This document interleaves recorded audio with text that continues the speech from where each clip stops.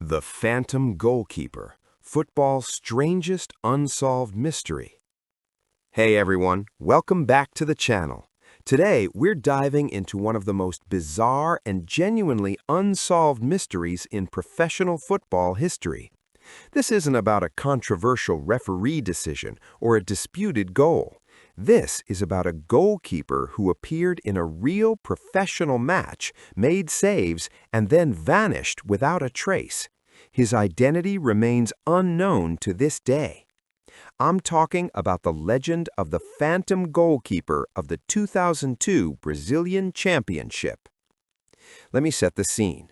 It's September 15, 2002, and we're in Brazil during the Campeonato Brasileiro Série B season. The match is between Aparecidense and Ipatinga.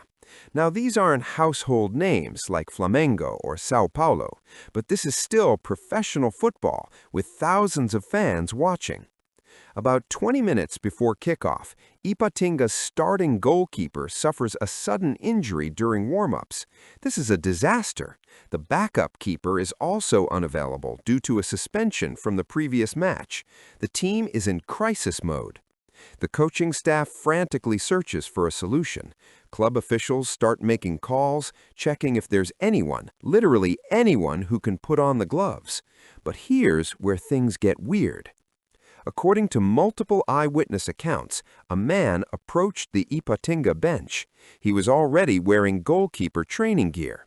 He told the coaching staff he was a professional keeper currently without a club and offered to help them out. Given their desperate situation, they agreed on the spot. He signed what appeared to be a standard emergency registration form, gave a name that nobody can quite remember clearly now, and within minutes he was warming up between the posts. The match kicks off, and here's what makes this story truly fascinating. This wasn't some amateur who got destroyed. By all accounts, from fans who were there and the few journalists who covered the match, this goalkeeper was legitimately good. He made several impressive saves throughout the first half.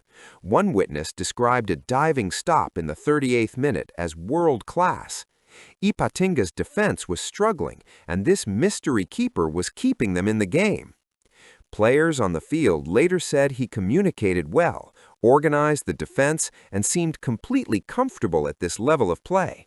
This was clearly someone with professional experience. The match ended 1-1. Ipatinga, given their circumstances, were thrilled with the result. The mystery goalkeeper had genuinely earned them a point.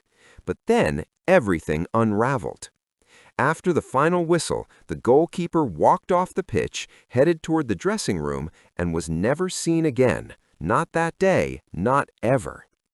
When officials went to process his paperwork for the match report, they discovered the registration form he'd signed was incomplete. The handwriting was barely legible, and the name appeared to be fake. No ID number, no club history that could be verified, nothing. Ipatinga officials tried to track him down, but they had virtually nothing to go on. Nobody had taken a clear photograph of him that day. Remember, this was 2002, before smartphones and social media. The few photos from the match show players celebrating or in action, but no clear shots of the goalkeeper's face. Players from both teams gave surprisingly vague descriptions. Average height, dark hair, maybe late 20s or early 30s, was about as specific as anyone could get. It's like he was designed to be forgettable. Within days, the Brazilian Football Confederation started investigating because having an unregistered player in a professional match is a serious violation. Ipatinga faced potential sanctions, but the investigation hit a wall. Without any real information about who this person was, the trail went completely cold. So what actually happened? The theories range from mundane to absolutely wild.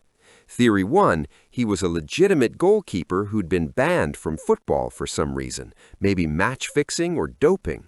He saw an opportunity to play one more match and took it, knowing he could never be linked to it officially.